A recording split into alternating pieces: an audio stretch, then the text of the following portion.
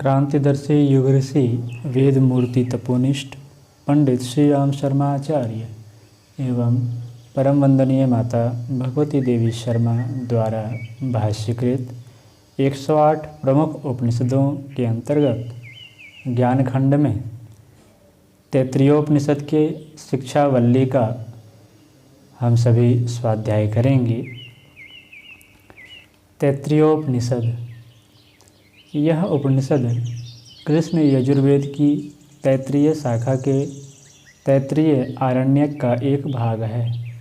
आरण्यक के 10 अध्यायों में से क्रमशः 7वें, 8वें एवं 9वें अध्यायों को ही उपनिषदीय मान्यता मिली है। इसमें 3 वल्लियाँ अर्थात शिक्षावल्ली, ब्रह्मानंदवल्ली तथा भृगुवल्ली हैं। शिक्षावल्ली के प्रारंभ में अधिलोक, अधिज्योतिष, अधिविद, अधिप्रज्ञ और अध्यात्म नामक 5 महासंहिताओं का वर्णन है तथा उनकी फलश्रुतियाँ भी दी गई हैं। साधना क्रम में ओमकार तथा भो, भुवः, स्वः, मः आदि व्याहृतियों के महत्व का उल्लेख है। अंत में अध्ययन एवं अध्यापन करने के लिए सदाचार परक मर्यादा सूत्रों का उल्लेख करके विचार के साथ आचार की महत्ता का बोध कराया गया है।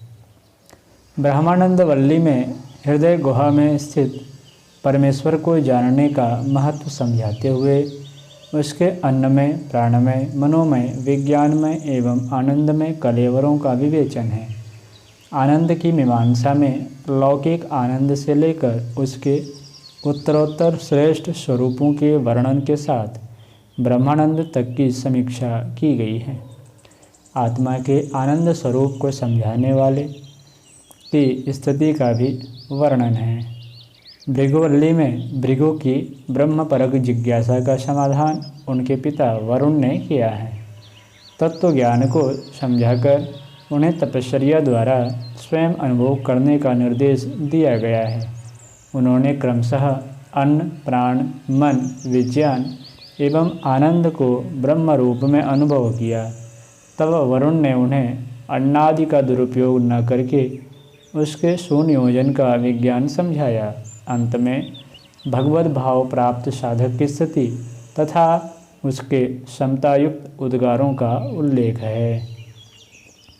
शांति पाठ। ओम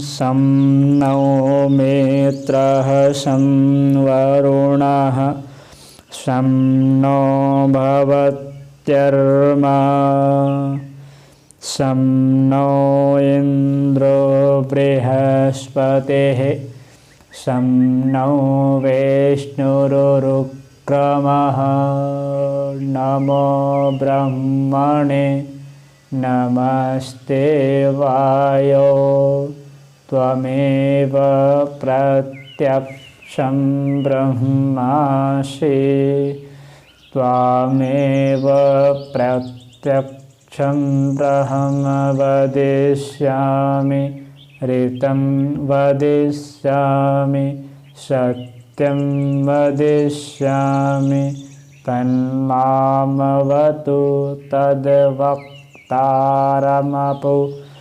अवतु माम अवतु वक्तारम्।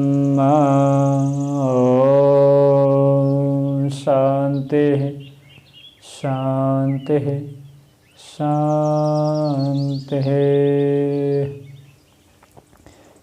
अथ शिक्षावल्ली। प्रथमोऽनुवाकः। ॐ शं नो मित्रः शं वरुणः शं नो भवत्यर्मा शं नः इन्द्रो बृहस्पतिः शं नः विष्णुरुक्रमः उपक्रमः। नमो ब्रह्मणे नमस्ते वायो त्वमेव प्रत्यक्षं ब्रह्मासि। त्वमेव प्रत्यक्षं ब्रह्म वदिष्यामि, ऋतं वदिष्यामि, सत्यं वदिष्यामि। तन्मामवतु तद्वक्तारमवपो, अवतु माम अवतु वक्तारम्। ओम शांतिः शांतिः शांतिः। अर्थात मित्र देवता हमारे लिए कल्याणकारी हों, वरुण देव हमारे लिए सुखप्रद हों, और यमादेव कल्याणकारी हों, इंद्र तथा बृहस्पति देव सुखदायक हों, जिनके डग बहुत विशाल हैं वे विष्णुदेव हमारे लिए शांतिप्रद हों। ब्रह्म को नमस्कार है। हे वायु आपको नमस्कार हो, क्योंकि आप प्रत्यक्ष ब्रह्म हैं। आपको ही प्रत्यक्ष ब्रह्म कहते हैं। सत्य और ऋत भी आपको कहते हैं। वह ब्रह्म हमारी रक्षा करे, हमारे आचार्य की रक्षा करे, हमारी तथा हमारे आचार्य दोनों की रक्षा करे। त्रिविध तापों से सर्वत्र शांति हो। इस मंत्र की व्याख्या में युग ऋषि लिखते हैं, इस मंत्र में वायु को प्रत्यक्ष ब्रह्म कहा है, क्योंकि प्राण प्रवाह वायु के साथ संचरित होता है। ब्रह्म में सभी समाये हुए हैं और ब्रह्म सभी प्राणियों के जीवन रूप में संचरित हैं। इस सत्य के अनुरूप यह प्राण रूप वायु में परमात्म तत्व प्रत्यक्ष रूप में अनुभव गम्य है। संभवतः इसलिए ऋषि ने वायु को प्रत्यक्ष ब्रह्म कहा है। द्वितीयोनुवाकः। ॐ शिक्षामि व्याख्यास्यामः वर्णः स्वरः मात्रा बलं सामसन्तानः इत्युक्तः शिक्षाध्यः। अर्थात हम शिक्षा की व्याख्या करते हैं।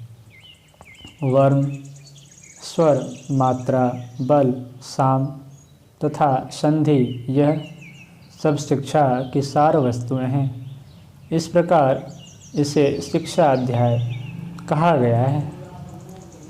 इसकी व्याख्या करते हुए युग ऋषि लिखते हैं, वर्ण अर्थात अ, आ आदि, स्वर अर्थात उदात्त, अनुदात्त, स्वरित आदि वैदिक स्वर, मात्रा अर्थात ह्रस्व, दीर्घ आदि मात्रा, बल अर्थात वर्णोच्चारण में लगने वाली प्राण शक्ति, साम अर्थात मध्यम वृत्ति से उच्चारण करने की विधि तथा संतान अर्थात शब्दों की मिलन प्रक्रिया अर्थात संधि है। शिक्षा का शिक्षा रूप वैदिक प्रयोग है। तृतीयोनुवाकः। हम दोनों अर्थात शिष्य और आचार्य का यश साथ साथ बढ़े, हम दोनों का ब्रह्म तेज भी साथ साथ बढ़े। अब हम 5 अधिकरणों में संहिता की उपनिषद की व्याख्या करते हैं। ये 5 अधिकरण अधिलोक, अधिज्योतिष, अविद्य, अधिप्रज और अध्यात्म है। विद्वज्जन उन्हें महासंहिता कहते हैं। अब लोक संबंधित संहिता का वर्णन करते हैं। इसका पूर्व रूप पृथ्वी है, उत्तर रूप द्योलोक है। पृथ्वी और द्यो के बीच का अंतरिक्ष इसका संधि रूप है। वायु संधान अर्थात संयोजक रूप है। यह लोक संबंधी संहिता है। अब ज्योति संबंधी संहिता का वर्णन करते हैं। पृथ्वी स्थित अग्नि पूर्व रूप है। द्योलोक स्थित आदित्य सूर्य उत्तर रूप है। जल इन दोनों का संधि रूप है। अंतरिक्ष स्थित विद्युत इस संधि स्थान में संयोजक है। यह ज्योति संबंधी संहिता है। अब विद्या संबंधी संहिता का वर्णन करते हैं। गुरु इसका पूर्व रूप है, शिष्य उत्तर रूप है और विद्या संधि रूप है। प्रवचन संधि में संयोजक है। यह विद्या संबंधी संहिता है। अब संतति अर्थात प्रजा संबंधी संहिता का वर्णन करते हैं। माता पूर्व रूप है, पिता उत्तर रूप है, संतान संधि रूप है, प्रजनन कर्म संयोजक है। यह संतति संबंधी संहिता है। दूसरे श्लोक, चौथे श्लोक में ऐसे लिखते हैं। अब आत्मा अर्थात शरीर संबंधी संहिता का वर्णन करते हैं। नीचे का जबड़ा पूर्व रूप है, ऊपर का जबड़ा उत्तर रूप है, वाणी संधि रूप है, जिह्वा इसमें संयोजक है। यह आत्मा संबंधी संहिता है। इस प्रकार ये 5 संहिताएं कही गई हैं। जो पुरुष इन महासंहिताओं के सार तत्व को जान लेता है वह प्रजा, पशु, ब्रह्मवर्चस्व, अन्नादि भोग्य पदार्थ और स्वर्गलोक आदि से संपन्न हो जाता है। इन मंत्रों की व्याख्या करते हुए युग ऋषि लिखते हैं। सामान्य रूप से संहिता वर्णों के संयोजित समूह को कहते हैं। आचरण सूत्रों के संयोजित समूह को आचरण संहिता कहते हैं। इसी प्रकार जब विराट इकाइयों, लोक, ज्योति आदि के संयोजित समूहों का उल्लेख होता है तो उन्हें महासंहिता कहते हैं। वर्णों की संधि के 4 भाग होते हैं। पूर्व अर्थात पहले वाला, पर या उत्तर बाद वाला, संधि अर्थात दोनों का संयुक्त रूप, तथा संधान अर्थात संयोजक नियम। महासंधियों के वर्णन में भी ऋषि ने इन चारों भागों का उल्लेख किया है। आज की कक्षा में इतना ही। अगली चर्चा अगली कक्षा में करेंगे।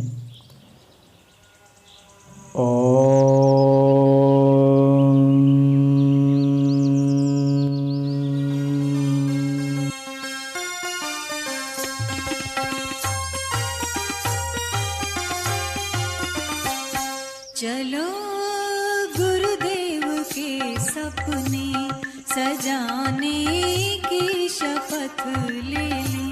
चलो गुरुदेव के सपने सजाने की